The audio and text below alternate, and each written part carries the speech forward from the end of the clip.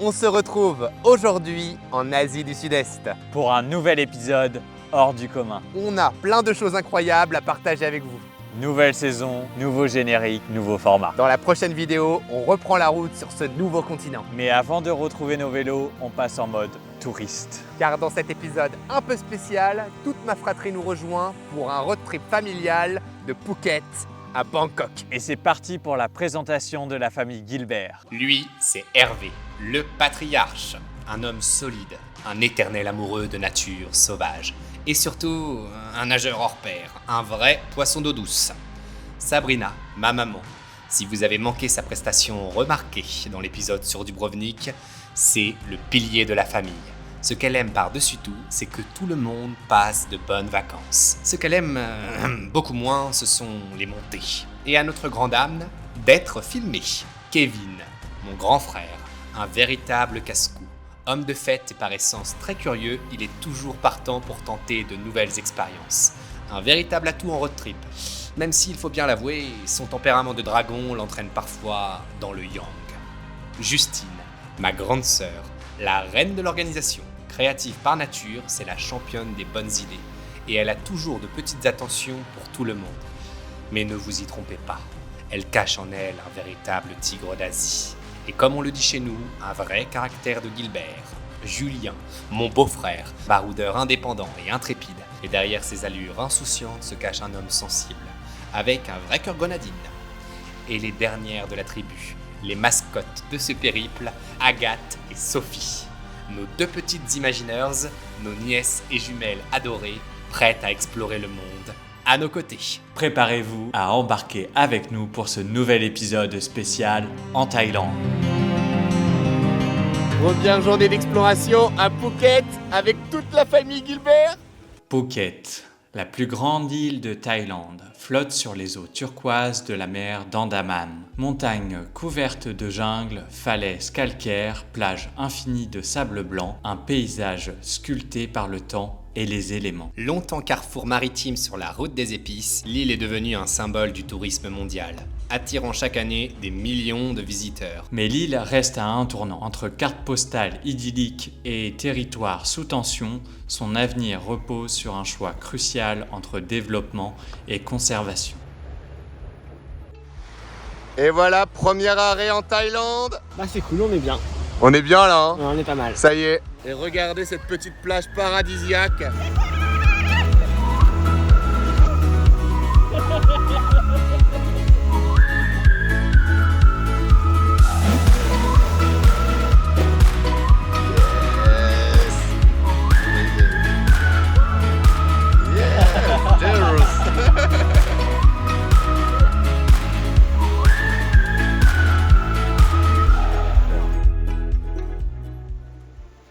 À l'ouest de l'île, le parc national de Sirina est une invitation à renouer avec une nature plus brute et préservée. C'est ici que la faune locale, discrète mais bien présente, se dévoile lentement à nous. Parmi ses habitants les plus remarquables, Le rôlier indien Coracias bengalensis. est l'un des oiseaux les plus emblématiques d'Asie du Sud. Son plumage, d'un bleu éclatant aux reflets turquoise et violacés, le rend immédiatement reconnaissable. Mais sa singularité ne s'arrête pas à sa beauté. C'est un prédateur efficace. Il chasse depuis un perchoir, fondant sur ses proies. Insectes, petits reptiles et même scorpions, qui l'assomment avant de les avaler. Observant, il n'est pas difficile de comprendre pourquoi le rôlier indien est souvent associé à des symboles de chance et de beauté dans plusieurs cultures d'Asie. Son apparence flamboyante en fait un témoin éclatant de la biodiversité de la région. Au cœur de l'île, le grand Bouddha, symbole incontesté de Phuket, comme une figure de sérénité, veille sur l'île depuis le sommet d'une colline. Sa présence imposante est un hommage à la spiritualité qui sous-tend la vie quotidienne des habitants de l'île. Du sommet, une vue panoramique à couper le souffle s'étend à 360 degrés, permettant de saisir la diversité de Phuket.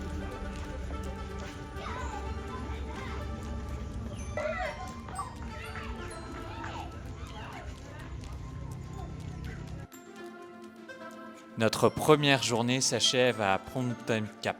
à tes souhaits. Le point de vue le plus au sud de l'île, un lieu incontournable pour ceux qui cherchent à capturer le spectacle saisissant d'un magnifique coucher du soleil sur la mer d'Andaman. Les rayons du crépuscule disparaissent à l'horizon, dans des teintes d'ocre vermeil, marquant la fin d'une journée parfaite.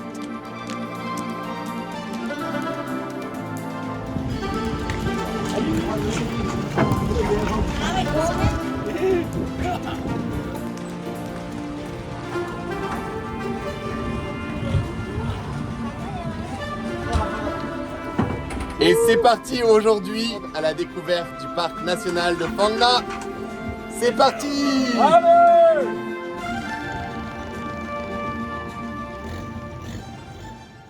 Phang Nga, un monde de silence et de pierre, où la mer sculpte depuis des millénaires des cathédrales calcaires chirurgicales venues des profondeurs de la mer. Ici, le temps s'étire au rythme des marées, caressant les racines tortueuses des mangroves, enveloppant les îles aux falaises abruptes d'un voile brumeux. Les eaux couleur de jade, veinées d'ombre et de lumière, dessinent un labyrinthe minéral où chaque recoin semble cacher un secret. C'est un territoire façonné par la nature, mais aussi par l'homme qui a inscrit son passage dans la roche au fil des siècles.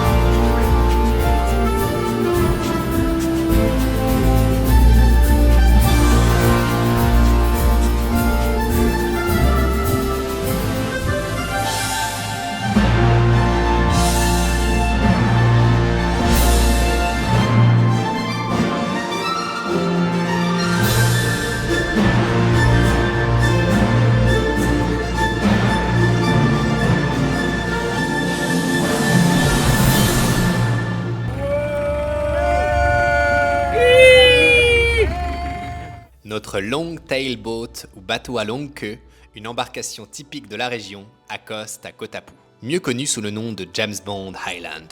Depuis que Roger Moore a affronté le redoutable Scaramanga en 1974, cet éperon de calcaire émergeant de l'eau comme une aiguille solitaire est devenu une star internationale.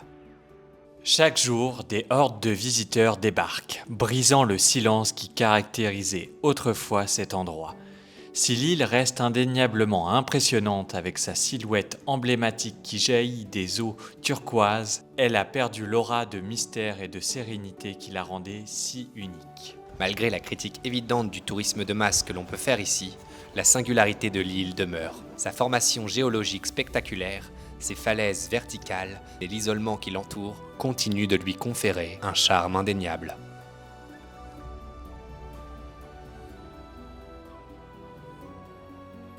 À quelques milles nautiques, un autre îlot défie les lois de la nature.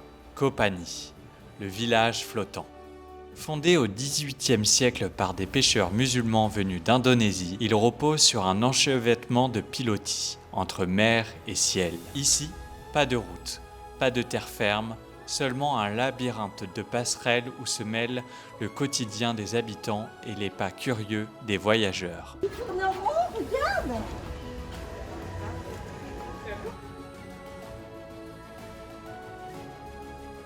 Au centre du village, la grande mosquée, dôme doré scintillant sous le soleil, rappelle que Koh Phangan est avant tout un foyer spirituel. Chaque appel à la prière résonne sur l'eau, portant avec lui l'histoire d'une communauté qui a su s'adapter aux éléments sans jamais renier son identité. Les marchés de poissons et même le légendaire terrain de football flottant racontent la résilience et l'ingéniosité d'un peuple dont les racines sont faites d'écume et de foi. Dans ce cadre à la fois majestueux et fragile, Phang Nga demeure une merveille de la nature. Mais au-delà de ces contrastes saisissants, ce qui nous frappe le plus ici, c'est la beauté exceptionnelle de cette baie. Ces paysages qui semblent tout droit sortis d'un rêve mériteraient d'être davantage protégés encore. Phang Nga n'est pas seulement une destination, c'est un sanctuaire. Un lieu qui nous rappelle que la nature, dans toute sa grandeur, peut aussi être fragile et qu'il est de notre responsabilité collective de veiller à ce qu'elle continue d'inspirer les générations futures.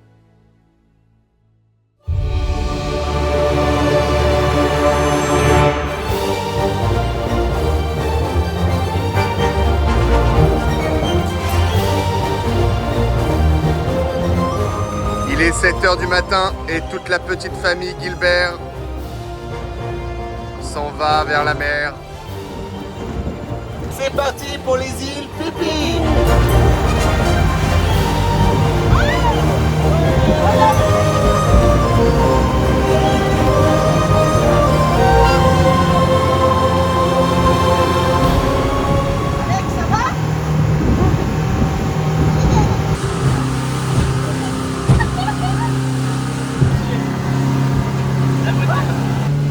Comment ça va, maman? Ça va bien?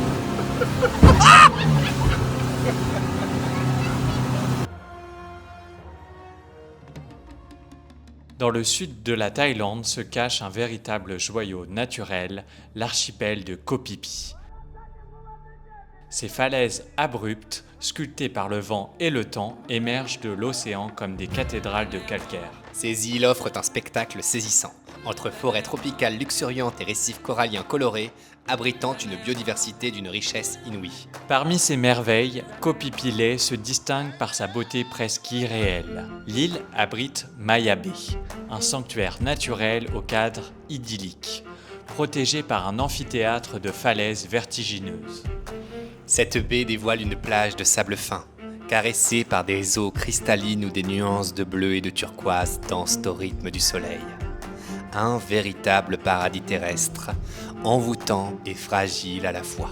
Maya Bay est devenue une icône internationale après avoir servi de décor au film La plage avec Leonardo DiCaprio en 2000. Si cette célébrité a offert à l'île une gloire inattendue, elle a également attiré des foules de visiteurs, menaçant l'équilibre de son écosystème délicat. En 2018, les autorités thaïlandaises ont pris la décision radicale de fermer la baie pour permettre à la nature de se régénérer. Un brillant et courageux exemple de conservation. Après plusieurs années de fermeture et de restauration, Maya Bay a rouvert ses portes en 2022 sous de nouvelles conditions. Sont-elles suffisantes pour préserver la baie à long terme et garantir la survie de cet écosystème fragile ? Cependant, ces efforts de conservation ont tout de même porté leurs fruits. Un exemple en est le retour du crabe poulet. Le crabe poulet, ou pukai en thaï, est un petit crabe fascinant avec des mouvements saccadés rappelant ceux d'un poulet. Sa démarche rapide et ses puissantes pinces lui permettent de se faufiler à grande vitesse dans les sables. Ce crabe se nourrit principalement d'algues et de petits animaux marins, jouant un rôle essentiel dans l'aération du sol et le recyclage des nutriments dans l'écosystème côtier. Discret mais expérimenté, le pukai se cache dans des trous creusés dans le sable pour échapper aux dangers. En réapparaissant dans la région, ce crabe incarne l'espoir de voir l'équilibre naturel restauré.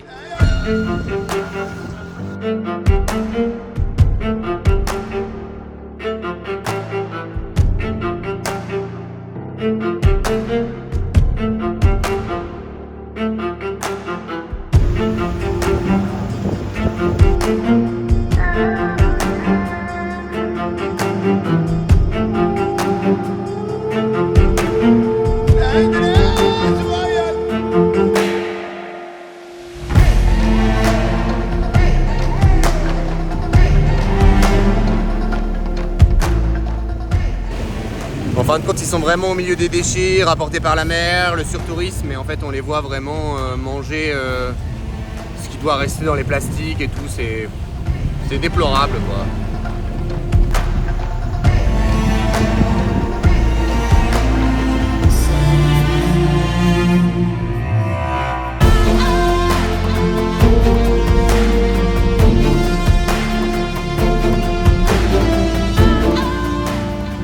Si quelqu'un peut nous dire ce que c'est, vous nous laissez un petit commentaire. Merci beaucoup.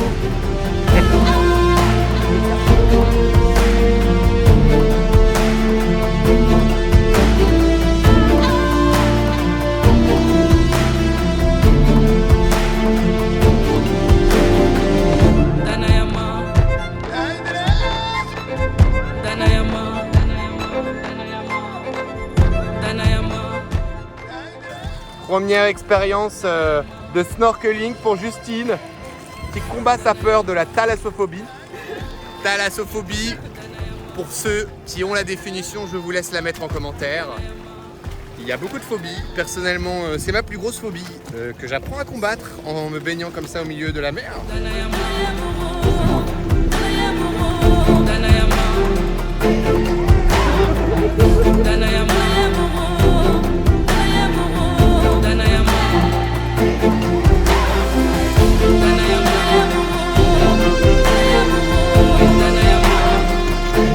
Et toi papa, cette rencontre avec les poissons? Génial.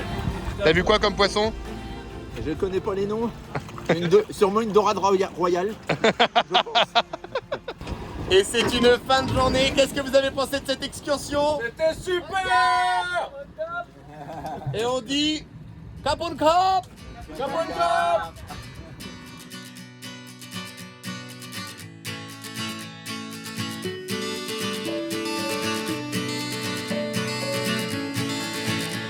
It's over.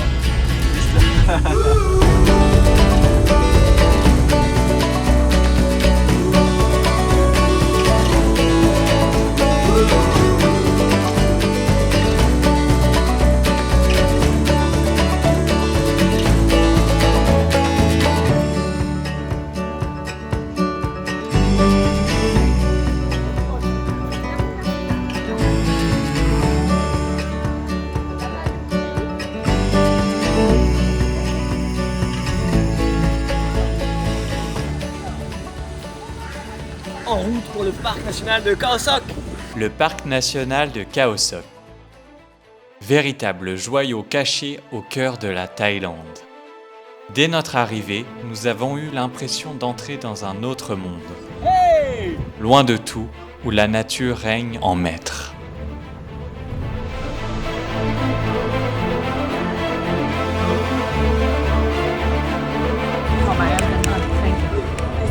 On va entrer dans la grotte.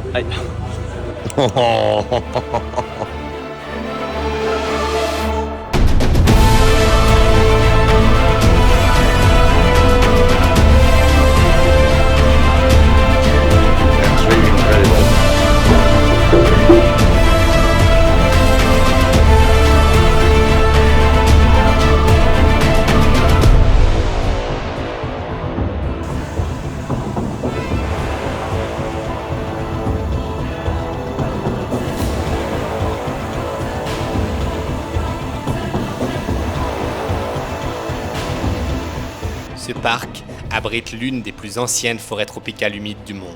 Datant de plus de 160 millions d'années, elle est souvent comparée à l'Amazonie en termes de biodiversité. Ce qui nous a frappé, c'est l'intensité de la jungle, d'une verdure luxuriante avec ses arbres géants et ses lianes suspendues. Yes, cheers. Oh, very hot!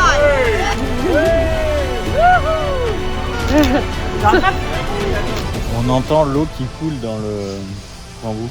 C'est incroyable. Ouais, c'est ouf hein. Ah oui. Les aventurières de Koh Lanta. Et avec un peu de chance et de patience, on peut y apercevoir des gibbons qui se balancent d'arbre en arbre, des éléphants sauvages, des léopards, des civettes ou encore des calaos. Mais le plus magique de tout, c'est le lac Cheolan. Une étendue d'eau émeraude entourée de pics rocheux où l'on se sent tout petit face à la grandeur de la nature. Naviguer sur ce lac a été une expérience inoubliable. Khao Sok a donc été bien plus qu'une simple étape de notre voyage. C'est un véritable coup de cœur. Une expérience à part qui restera à jamais gravée dans nos cœurs et dans nos mémoires. Un lieu magique et précieux qu'on a eu la chance de découvrir en famille. Bienvenue au sanctuaire des éléphants de Khao Sok. À Khao Sok Elephant Sanctuary, l'accent est mis sur la protection des éléphants, loin des pratiques touristiques abusives. Les éléphants ont ici été sauvés d'exploitation maltraitante et évoluent désormais librement dans un environnement naturel. Ils sont soignés et protégés, loin des attractions qui les exploitent, comme les promenades à dos d'éléphants qui sont à bannir absolument. Ça vous fait de voir des éléphants? D'en voir aussi près, c'est ça qui est impressionnant. Qu'est-ce que ça te fait, Juju, de voir un éléphant d'Asie d'aussi près? C'est génial. Cette rencontre avec ces majestueux pachydermes, les plus grands mammifères d'Asie, nous rappelle l'importance de la conservation et du respect des espèces. Visiter un sanctuaire comme celui-ci est une véritable opportunité d'en apprendre plus sur ces géants pacifiques. Et c'est parti! Let's go! Alors, première étape de cette journée dans le sanctuaire des éléphants de Khao Sok. On est parti donc dans la ferme qui sert donc du coup à cultiver en fait tout ce qui va servir à nourrir les éléphants. Et donc là, on est parti faire la récolte. Donc c'est nous qui allons faire la récolte ensemble et récupérer toute la nourriture qui va nous servir cet après-midi à nourrir les éléphants. Oh regarde, alors je vous montre ça tout de suite. Ne bouge pas, Alexandre. Il y a une grenouille toute rose à notre gauche. Alors là, on est en train d'écouter ça, là. Allez Kevin, on met la main à la pâte.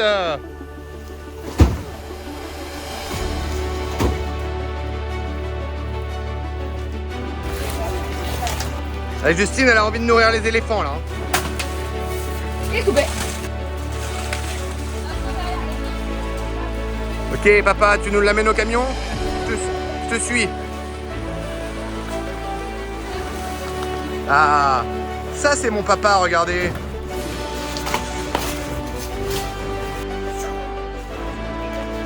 I'm a ninja. On va nourrir les éléphants.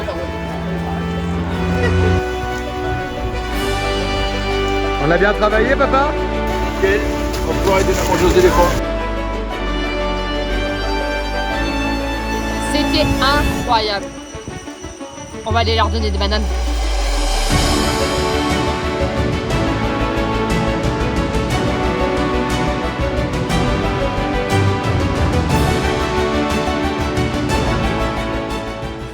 Oh, il est content.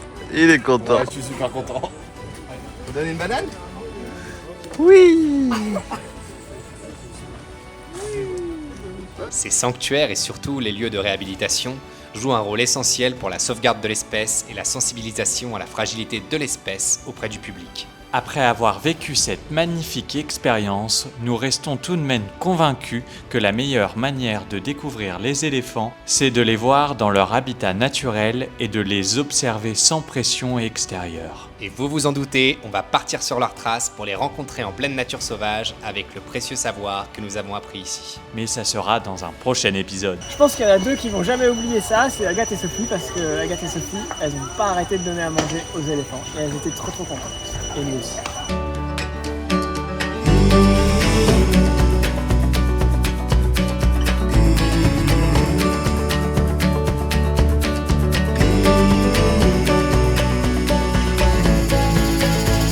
Et on vous présente Opel, notre pilote pour cette mission en Thaïlande, en famille.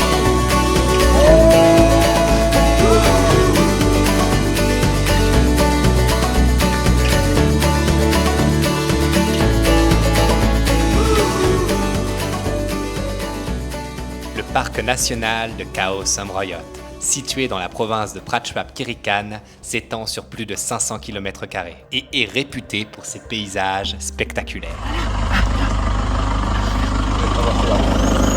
Dès notre arrivée, nous avons d'ailleurs la chance de faire la rencontre du singe à feuilles sombres. Le singe à feuilles sombres est un membre de la famille des Cercopithecidae et il est principalement trouvé dans les forêts tropicales et subtropicales d'Asie du Sud-Est. Ce primate est élancé et possède un pelage noir ou gris sombre qui contraste avec les feuilles vertes de la forêt, d'où son nom.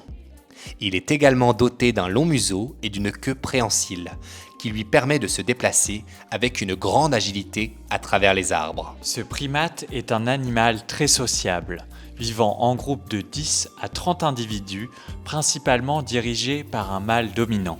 Les groupes peuvent être plus ou moins étendus et la structure sociale des singes à feuilles sombres est assez complexe, avec une hiérarchie très définie. La reproduction des singes à feuilles sombres suit un cycle saisonnier et les mâles dominants jouent un rôle important dans l'attraction des femelles. L'espèce est aussi très territoriale et les groupes marquent leur territoire par des appels forts et des postures menaçantes. En raison de leur habitat spécifique et de leur alimentation, les singes à feuilles sombres sont particulièrement vulnérables aux changements environnementaux. Ils sont actuellement classés comme espèces en danger par l'Union internationale pour la conservation de la nature, principalement en raison de la destruction de leur habitat naturel. Après cette rencontre émouvante, nous partons alors en baroud dans le but d'atteindre le temple de Phaya Nakhon. Le sentier bien balisé serpente à travers une végétation luxuriante. Après environ 1 heure de marche, ponctuée de pauses pour admirer la beauté environnante, nous atteignons le sommet de la colline qui surplombe la grotte de Phaya Nakhon. De là, une vue imprenable s'étend devant nous, dévoilant la plage de Dharamsala. Nous descendons alors dans la grotte, impatients de découvrir le temple caché. À l'intérieur, le temple de Phaya Nakhon nous révèle toute sa splendeur. La lumière naturelle, filtrée par l'ouverture située au sommet de la grotte, illumine le pavillon royal construit en l'honneur du roi Rama V.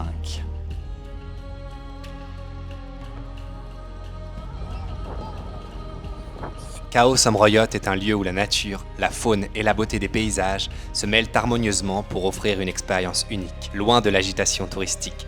C'est un véritable trésor caché pour ceux qui recherchent à la fois la sérénité et l'aventure. Et nous voilà arrivés au point de chute. Devrions-nous dire le point le plus chaud de cette aventure en Thaïlande, Bangkok. Capitale vibrante et trépidante de la Thaïlande, Bangkok est une ville qui ne dort jamais. Un mélange fascinant de modernité et de tradition où des gratte-ciels scintillants côtoient des temples millénaires. Aujourd'hui, on visite le Grand Palace. Le Grand Palais de Bangkok est sans doute l'un des lieux les plus emblématiques de la Thaïlande. Situé en plein cœur de la ville, ce complexe somptueux a été construit en 1782 à l'instigation du roi Rama Ier, qui en fit la résidence royale officielle ainsi que le centre administratif du pays. Il a été la résidence des rois de Thaïlande jusqu'à la fin du 19e siècle et est aujourd'hui un site symbolique, abritant de nombreux bâtiments royaux et religieux. L'un des aspects les plus impressionnants du Grand Palais est le temple du Bouddha d'émeraude, Wat Phra Kaew, un lieu sacré pour les Thaïlandais qui abrite le Bouddha d'émeraude, une statue en jade finement sculptée, vénérée comme le Bouddha le plus sacré du pays. Ici, chaque détail, des sculptures au petit pavillon, témoigne de la grandeur de la monarchie thaïlandaise. En déambulant dans le Grand Palais, c'est une immersion totale dans la culture et l'histoire thaïlandaise que l'on ressent. Une invitation à comprendre le rôle central du roi dans la tradition bouddhiste et l'identité nationale du pays. Mais au-delà de l'histoire, il y a une dimension presque magique qui émane de ce lieu. Le Grand Palais est un endroit qui imprègne ses visiteurs d'une sensation de grandeur, de calme et de respect.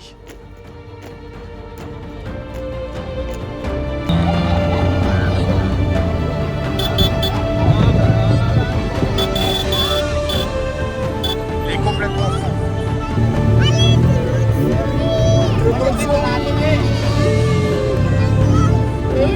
On fait du manège, oui. Oh là là là là. On va tous mourir.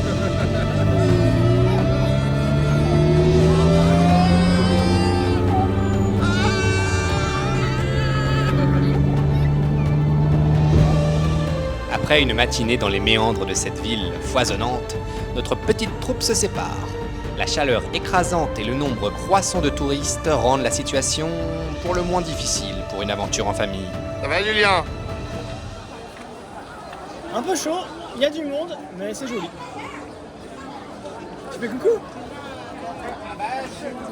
Et même si nous sommes nous aussi proches de suffoquer, nous décidons pour ne pas avoir de regrets de partir à la découverte de la ville.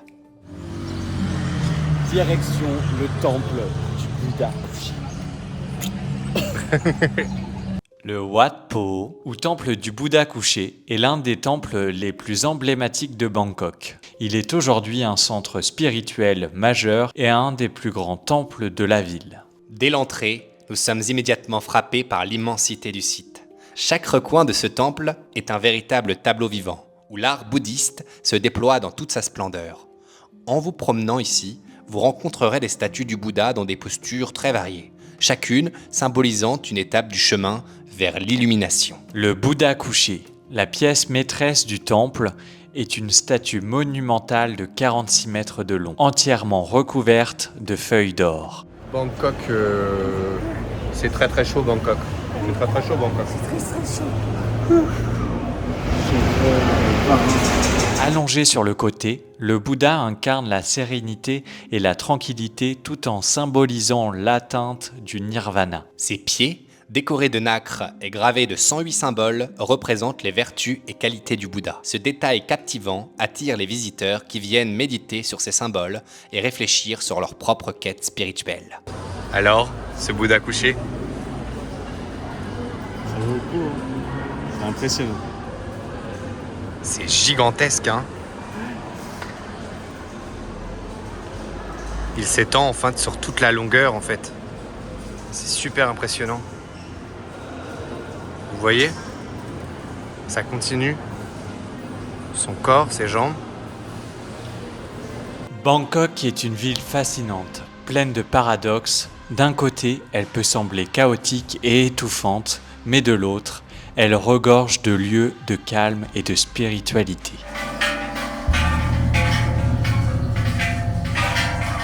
Une ville, tout en contraste, comme souvent cette aventure en Thaïlande du Sud l'a été. Ce voyage en famille en Thaïlande restera gravé dans nos cœurs pour toujours. Chaque moment partagé, des éclats de rire aux découvertes inattendues, nous a non seulement permis de renforcer nos liens, mais aussi de vivre des aventures uniques. Ce n'était pas simplement un road trip, mais un véritable périple rempli d'émotions et de moments intenses. Nous avons traversé des paysages incroyables, vécu des instants magiques et surtout créé des souvenirs inoubliables. Dans le prochain épisode, une toute nouvelle saison de notre tour du monde à vélo commence. Nous retrouverons Hyperion et Zéphyr et mettrons le cap vers le nord de la Thaïlande. Une nouvelle aventure encore plus intense nous attend, au-delà de tout ce qu'on a vécu jusqu'alors. Merci à tous de nous avoir suivis jusqu'au bout de cette nouvelle aventure. Pensez à laisser vos questions et impressions en commentaire. Abonnez-vous pour ne rien manquer de nos aventures. Bon, décalage horaire oblige, on vous donne dorénavant rendez-vous dimanche à 14h. Pour cette nouvelle saison en Asie. Et surtout, n'oubliez pas de rêver le monde. Comme des imagineurs, comme des Imagineers World. Et on vous laisse avec ce petit best-of familial.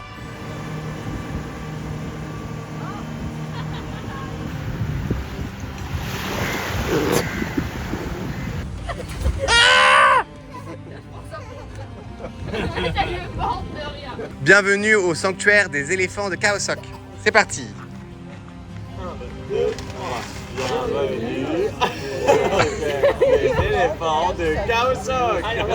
1, 2, 3.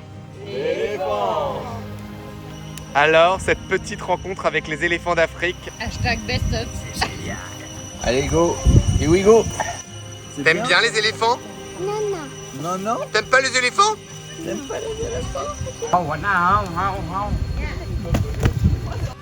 Et continue à... Voilà, super. Ça c'est très joli.